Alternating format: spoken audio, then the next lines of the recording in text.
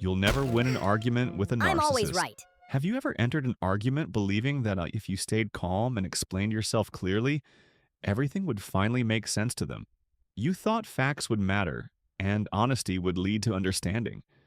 You expected that if both people talked openly, the conflict could finally end. But instead of feeling heard, you left, feeling confused, frustrated, and emotionally exhausted. Hours later, you replayed every sentence in your head, trying to figure out where everything went wrong. You wondered if maybe you spoke too emotionally or maybe not emotionally enough. You questioned whether your words were unclear or your expectations were too high. And without realizing it, you slowly started placing the entire responsibility on yourself. But when you are arguing with a narcissist, something important changes from the very beginning.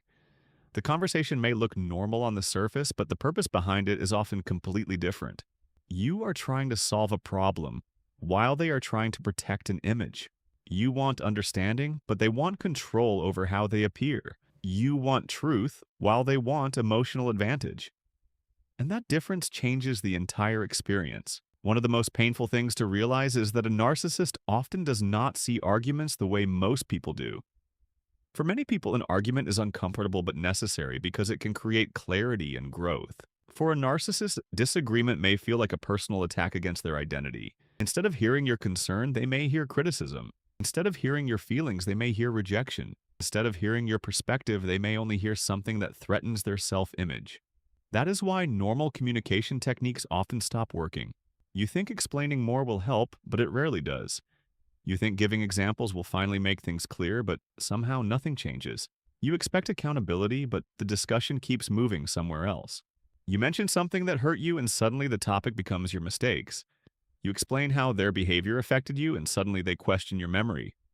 You try to stay focused, but the conversation becomes impossible to follow. Before you realize it, you are no longer discussing the original issue. Now you are defending your tone, your intentions, and your character. That shift happens so gradually that many people do not notice it immediately. At first, it feels like a misunderstanding. Then it feels like frustration. Eventually, it starts feeling like self-doubt. A narcissist often changes the rules in the middle of the conversation. They may demand proof and then reject the proof when it appears. They may ask for honesty and then punish honesty once they hear it. They may accuse you of being too emotional while becoming highly emotional themselves. They may insist they want communication, but interrupt every attempt to communicate. No matter what approach you take, the result somehow stays the same. You stay calm, and they call you cold. You express emotion, and they call you dramatic. You defend yourself, and they call you argumentative. You stay quiet, and they say your silence proves their point. This is why so many people become trapped trying to find perfect words. They believe there must be a magical explanation that finally breaks through. They rehearse conversations in the shower. They replay old arguments while driving or trying to sleep. They imagine different responses and better timing. They think maybe next time things will finally click. But eventually they realize something difficult. The issue was never the quality of their explanation. The issue was trying to communicate with someone who sees accountability as defeat. Another exhausting pattern is how reality itself begins to feel unstable. You remember what happened very clearly. You remember the words, the timing, and the details, but suddenly they describe a completely different version of events. They sound confident and certain. They speak as if your experience never happened. You begin questioning yourself. Maybe you misunderstood. Maybe your memory is unreliable. Maybe you are overthinking things. And slowly you stop trusting your own perception. This can become emotionally exhausting because you start relying on them to define reality.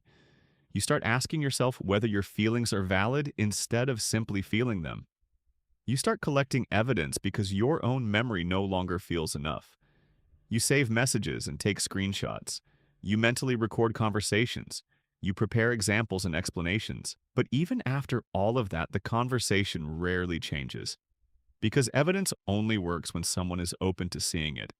If someone is committed to protecting their image, facts become secondary. This is where many people lose years of emotional energy. Not because they are weak, but because they care deeply about fairness. They believe understanding should matter. They believe honesty should count for something. They believe effort should eventually create progress. But relationships cannot improve when one person carries all the responsibility. You cannot heal a dynamic where only one person reflects and changes. You cannot create mutual respect alone. And the more you try, the more exhausted you become. Over time, something even more dangerous starts happening.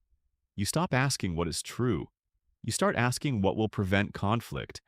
You stop expressing your needs openly. You start measuring every word before speaking. You stop trusting your emotions. You start waiting for permission to feel them.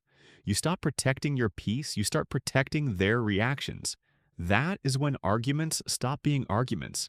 They become emotional survival. You become careful instead of authentic. You become quiet instead of comfortable. You become exhausted instead of understood. This is why trying to win often creates more pain than peace. Winning assumes both people care about truth. Winning assumes both people want resolution. Winning assumes both people are willing to look at themselves honestly. But if one person wants understanding and the other wants control, there is no real finish line. That does not mean staying silent forever. It does not mean tolerating disrespect. It does not mean avoiding difficult conversations. It means changing your goal completely. Instead of asking how to win, ask how to protect your peace. Instead of asking how to convince, ask how to stay grounded. Instead of asking how to explain better, ask whether the other person actually wants understanding. Sometimes the healthiest response is not another explanation. Sometimes it is a boundary. Sometimes it is distance. Sometimes it is ending the conversation before it becomes another endless cycle.